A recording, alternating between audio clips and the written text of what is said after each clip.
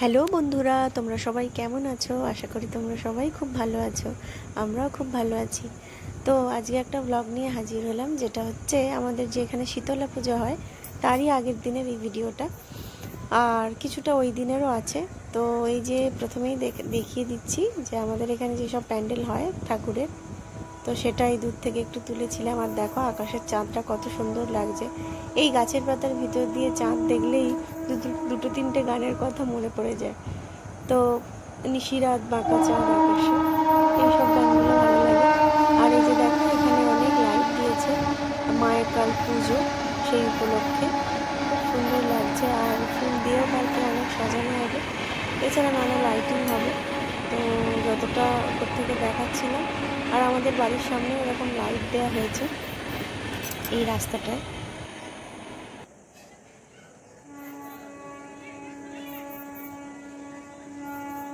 আগের বারে একটু দেখিয়েছিলাম ওপারের, আর এবারে হচ্ছে আমাদের এখানে, অর্থাৎ এপারের পুজো। তো দুটো দলের পুজো হয়, আমাদের আগেই বলেছিলাম। তো পুজোর আগাম তোড়জোড় হচ্ছে। তুমি ফেলবে আমগুলো, তুমি কুড়োবে। আমার মাম্মাম রেডি হচ্ছে আম পাড়ার জন্য। ফাঁসকে আমি করাবো, কিন্তু মাম্মা যেন না লাগায়।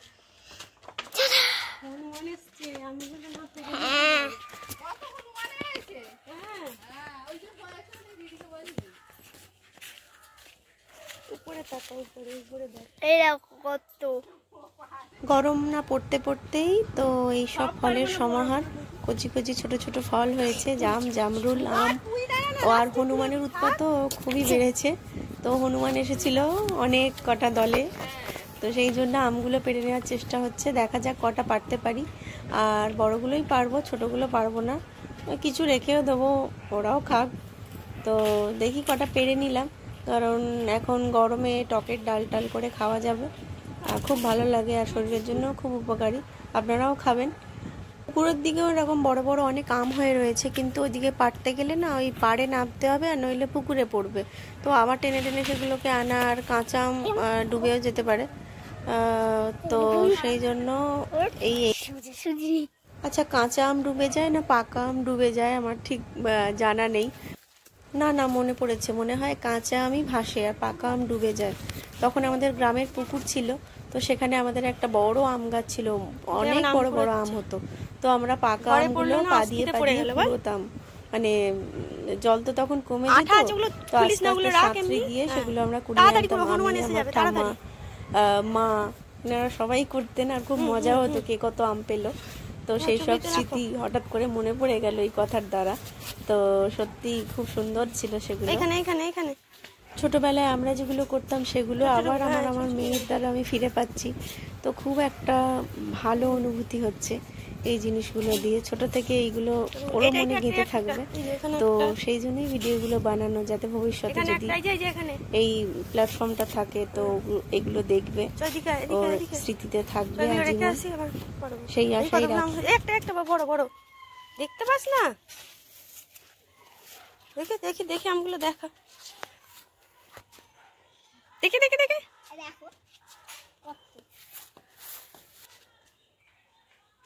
কি এগুলো? চলো চলো চলো, ওই দিকে এগুলো পারবো না? না, এদিকে এদিকে এদিকে পেরে একদম দেখি কিরম পারিস, উল্টে না পড়ে যাস। মিঠাই আম পারছি, পারো দেখি, আমি লাগিয়ে দেবো, তুমি শুধু টানবে। দাঁড়াও, এত ভারী আজকে চালাতে পারো মা? দাঁড়াও, এই ডান লাগাতে হয়, এই দেখো। দাঁড়াও দাঁড়াও দাঁড়াও দাঁড়াও, আমি তুই পেরেছিস? তাহলে ওইটাই তোকে দেওয়া হবে চাট বানিয়ে। না, ওটা আমি খাবো। ওটাই আমি খাবো। হ্যাঁ, সব আমি খাবো। করাও করাও। আর নেই, চ, আর পারতে হবে না, এগুলো হনুমানে খেলে খাবে।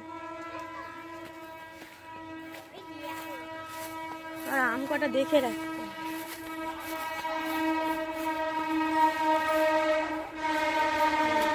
এই বাবা, স্থলপদ্ম অনেক ফুটেছে রে, স্থলপদ্ম।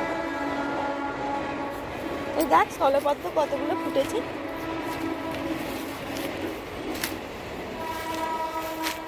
এই দেখ, অনেকগুলো স্থলপদ্ম ফুটেছে রে বাবাই, কিন্তু যাবো যাবো না তো।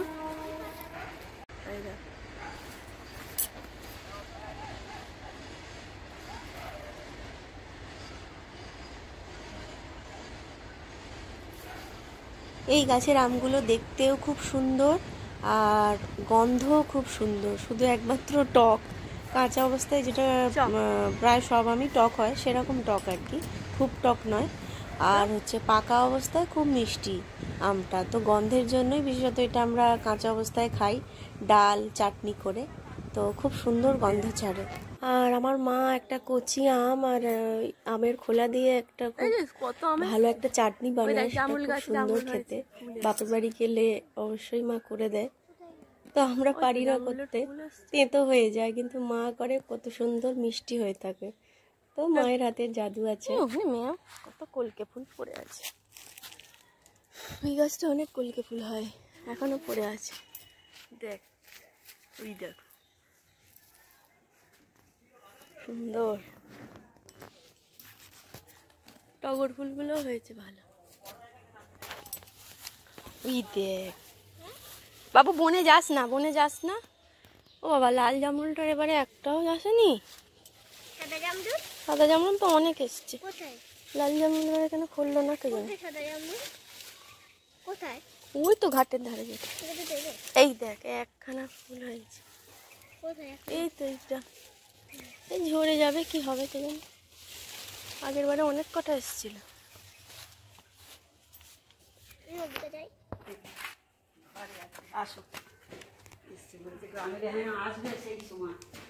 ওই পাকা রে পুজোটা দেবে, তাই তো?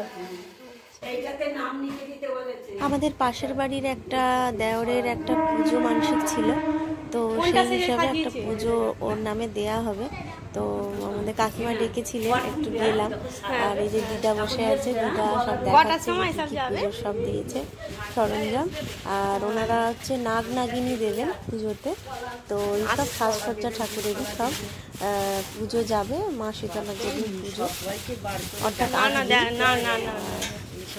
কত সুন্দর জিনিসটা আসবে। হ্যাঁ, বলতে যেতে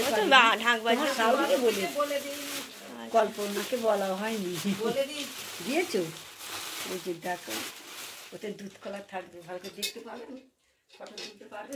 হ্যাঁ হ্যাঁ, কেন নাগ নাগে নাগিন নাগ নাগিনী রাখবো। বাহ, মাটির সুন্দর। হ্যাঁ, পিতলের, আর ওইটা ওখানে থাকবে।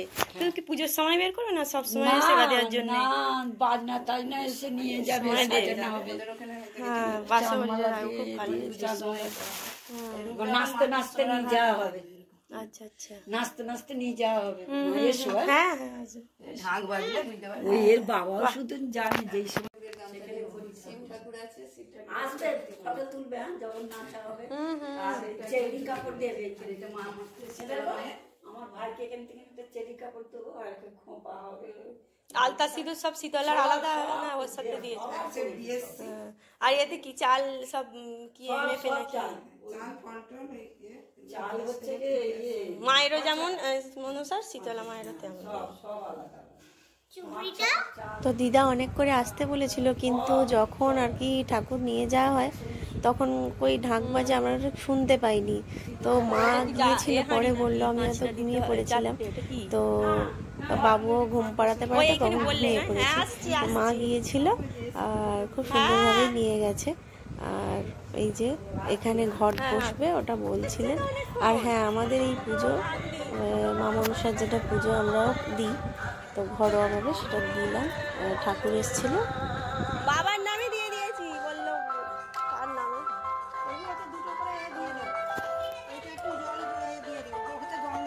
তো আজকের মতো ভিডিওটা এখানেই শেষ। সবাই ভালো থাকবেন, সুস্থ থাকবেন।